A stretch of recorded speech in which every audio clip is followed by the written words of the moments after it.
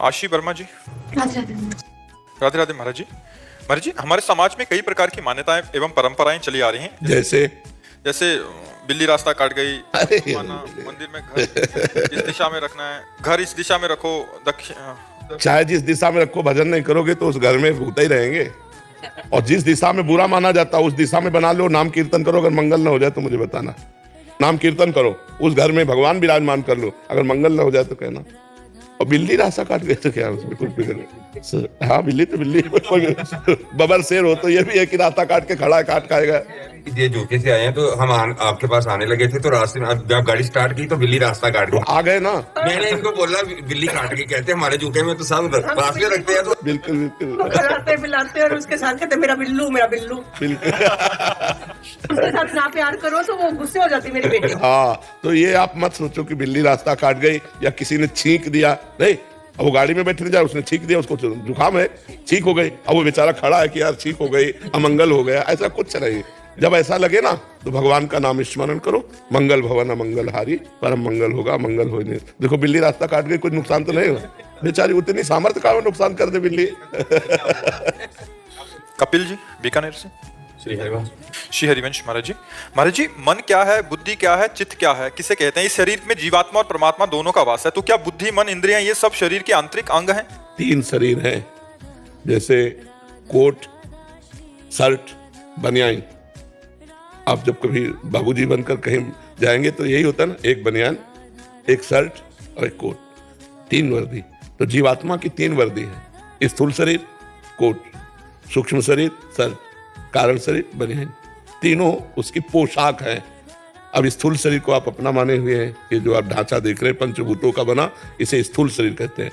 मन जो संकल्प विकल्प करता है, बुद्धि जो निश्चय करती है, हाँ ठीक है ये कर लिया जाए, नहीं ये नहीं करना चाहिए, ये निश्चय जो करती है वो बुद्धि होती है। और संकल्प विकल्प जो करता है, ललचाता जो है, जो नकारता है वो मन होता है। और जो उसका चिंतन करता है उसे चित्त कहते हैं, और जो स्वीकार करता है उसे अहंकार कहते हैं।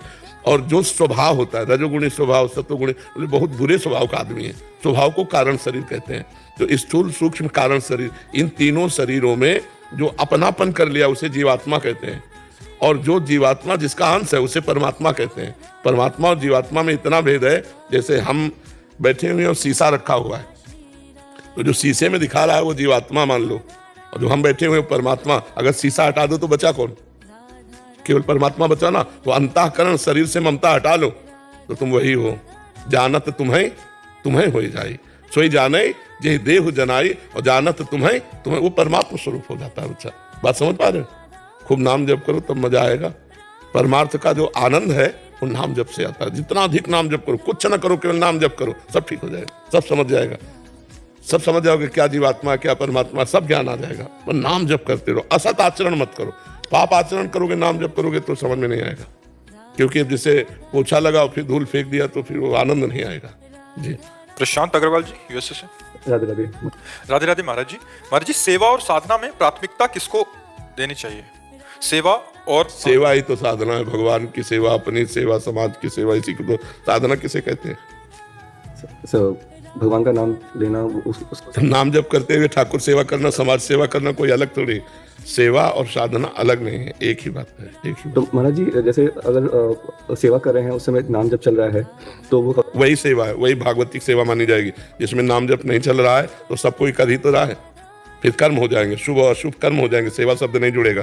सारा संसार तो कर्म कर रहा है ना। सेवा तभी होगा जब नाम सुमिरन करते हुए आप भगवान के लिए कर रहे हैं। तो नाम बोल रहे हैं, मन में चल रहा है, चाहे बोल के करो चाहे मन के से करो, वो तो तुम्हारी स्थिति है कि वैखरी से बोलते हो या उपांश से या मानसिक, वो तो तुम्हारी स्थिति है। लेकिन नाम जब चलते हुए जो कार्य होता है वही सेवा होती है। और नाम जप नहीं हो रहा है महाराज जी तो मतलब तो कर्म हो जाएगा। हाँ, वो कर्म 2 प्रकार के होते हैं, एक पाप कर्म, एक पुण्य कर्म, निषिद्ध कर्म, और एक विधान कर्म, शुभ कर्म अशुभ कर्म। जी। महाराज जी, क्या दान करने से भगवत प्राप्ति हो जाएगी नहीं, या स्वर्ग मिलेगा? नहीं। हाँ, स्वर्ग की बात तो, इतना बड़ा दान करो तब। हमारे पाप के जो कर्म ऐसे होते हैं, मान लो किसी की निंदा कर दी, सारे पुण्य नष्ट हो गए। किसी संत महात्मा की निंदा कर दी, सारे पुण्य नष्ट हो गए। लेकिन भगवान का नाम नष्ट होने वाला नहीं। आपने एक बार कहा राम और इसके बाद निंदा किसी की कर दी तो ये आपका रुक गया। अब उस निंदा का कष्ट भोगो। इसके बाद जब शुरू होगा तो 2 कहोगे राम तो 2 हो जाएंगे, प्लस हो जाएगा। नाम नष्ट होने वाला नहीं, पुण्य नष्ट हो सकता है। महाराज जी जैसे अभी दान पुण्य किया वो इधर नष्ट भी हो जाता है। हाँ, तत्काल नष्ट हो जाता है। भक्तन निंदा अति बुरी भूल करे जिन कोय, किए सुकृत बहुजन्म के छिन में डारे कोय। साफ अवज्ञा तुरंत भवानी, कर कल्याण अखिल कहानी। अखिल कल्याण प्रदान करने वाले शुभ कर्मों का तुरंत नाश हो जाता है जब किसी संत भक्त की अवहेलना, अनादर, निंदा हो जाती है। महाराज जी आजकल तो खुलेआम हो रहा है महाराज जी सब। हाँ, तो इसीलिए कौन सुकृतिवान है, कौन उन्नति को प्राप्त हो रहा है, कौन उन्नति को प्राप्त हो रहा है। पुण्यों का कोई खास महत्व नहीं है। नेहा जी हरियाणा से। राधा वल्लभ श्री हरिवंश। श्री हरिवंश महाराज जी मैं अति आभारी हूँ। महाराज जी मेरा प्रश्न है कि कुंडली में लिखा होता है देवगण राक्षसगण, क्या जो राक्षसगण का व्यक्ति होता है उसे पूर्व जन्म में बहुत पाप होते हैं कि इस जन्म में तभी इतने दुख होते हैं, और आपकी कृपा से नाम जप से वो अब भोगने आसान हो गए हैं, परंतु समझ नहीं आता कि ऐसा क्यों होता है कि 2 दिन इतना अच्छा से नाम जप चलता है महाराज जी, फिर बाद में इसका उस राक्षसगण और देवगण से कोई मतलब नहीं। नाम जप से ये रजोगुण, सतोगुण, तमोगुण जो 3 गुण है ना, इनका चक्र चलता रहता है। जैसे सतोगुण आया बढ़िया भजन चलेगा, रजोगुण आया तो विषय भोगों की प्रवृत्ति, नाना प्रकार की मान प्रतिष्ठा, कीर्ति, ईर्ष्या, ये सब आएगा, और तमोगुण आया तो क्रोध, हिंसा, प्रमाद, आलस्य, ये चीजें आएंगी। तो ये तीनों गुणों का चक्र चलता रहता है हृदय में।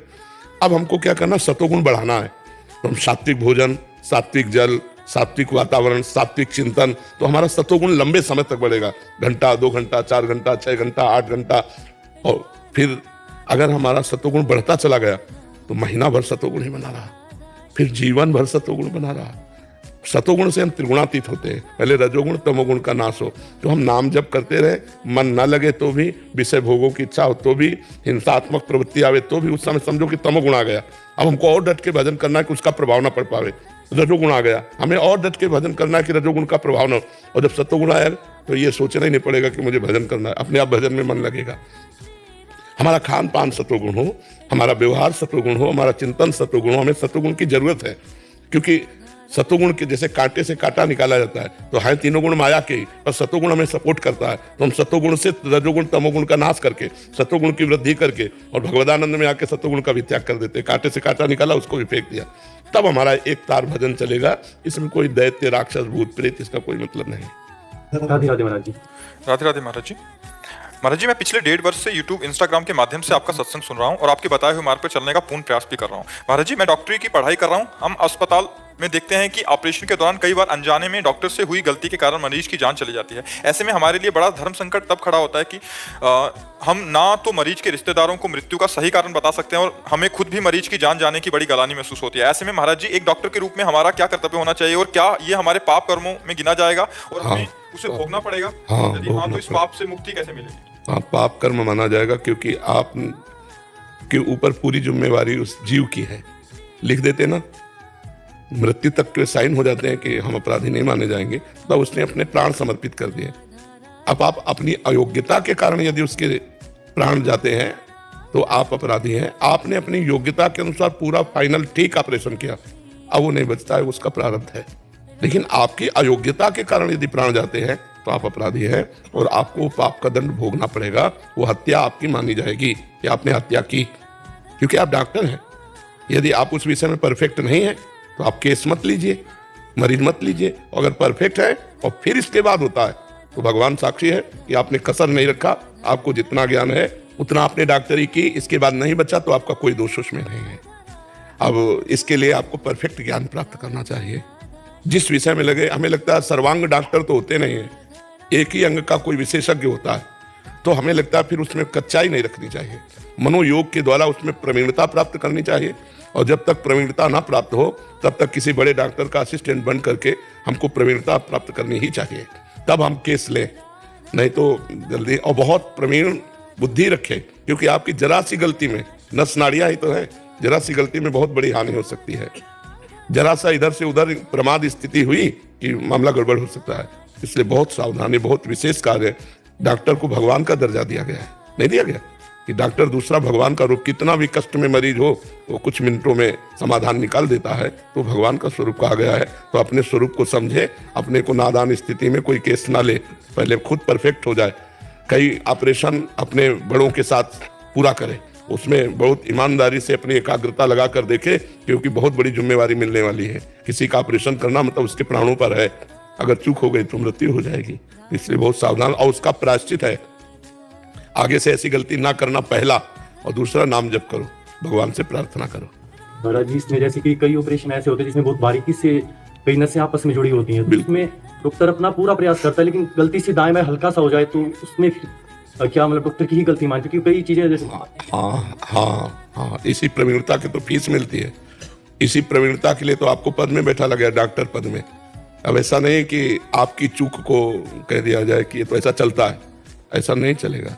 बाहरी थप्पड़ से कोई हानि नहीं होती, लेकिन अंदर की जरा सी भी नस नाड़, मान लो दिल का ऑपरेशन हो रहा है, जरा सी नस नाड़े, तो इसी बात का तो आपको मतलब योग्यता, पद, रुपया सब इसी बात का तो मिलता है।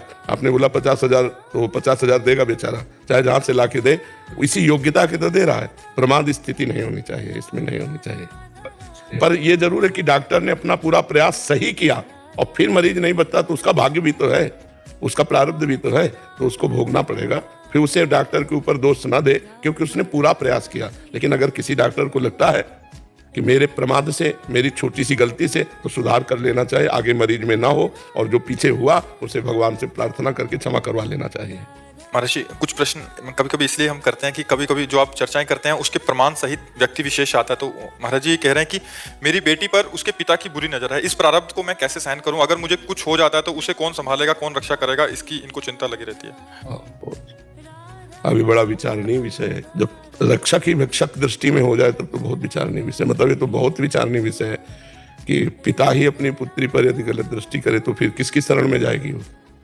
वही रक्षक है और वही भक्षक। ये कलयुग में ज्यादा ऐसा होगा, बहुत मलिनता। इसी से बचने के लिए तो भगवान नाम जप है, भगवान का नाम जप करो और आप चिंता मत करो। जब भगवान के सहारे दे दोगे तो भगवान रक्षा कर लेंगे, भगवान के सहारे दे दोगे तो भगवान रक्षा कर लेंगे।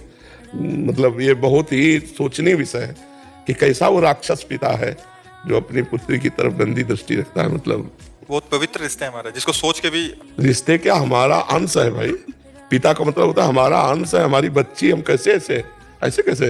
ये तो घोर नर्क का कार्य है। क्योंकि 1-2 महीने में 4-5 ऐसे प्रश्न बहुत सारे ऐसे आते रहते हैं जो राक्षस प्रवृत्ति के हैं ना, जिन्होंने भजन नहीं किया, धर्म का भय नहीं, भगवान का भय नहीं, तो ऐसे राक्षसों के लिए कानून बना है। हमें लगता है कि अगर कुछ ऐसे क्रियाएं देखें तो कानून का सपोर्ट करके ऐसे राक्षसों को जेल में होना चाहिए, घर में नहीं होना चाहिए। अगर ऐसे ममता करोगे अपने पति के प्रति तो फिर ठीक नहीं रहेगा। तो पति अगर राक्षस है तो उसको राक्षसों की जगह जेल में है, बिगड़ेल खोपड़ी वाले सब जेल में है, तो ऐसों को तो जेल में भर्ती कर देना चाहिए जो ऐसे आचरण करने वाले। मैं अलग हो गई हूँ उनसे, अलग रहती हूँ। अच्छा, ताकि ये सुरक्षित रहे। तो बहुत अच्छी बात है। फिर तो चिंता ना करो, भगवान है ना, सबके साए हो, भगवान सबके रक्षक है, तुम चिंता। पर ये बड़ा आश्चर्य का विषय है। मतलब कैसा हृदय होगा जो ऐसा सोच सकता है? मतलब ऐसा तो सुन के मतलब हृदय कांपता है कि ऐसा कैसे, इतना बड़ा भयानक पाप कैसे वो कर सकता है। पर जब बुद्धि भ्रष्ट हो जाती है तो कुछ भी कर सकता है आदमी।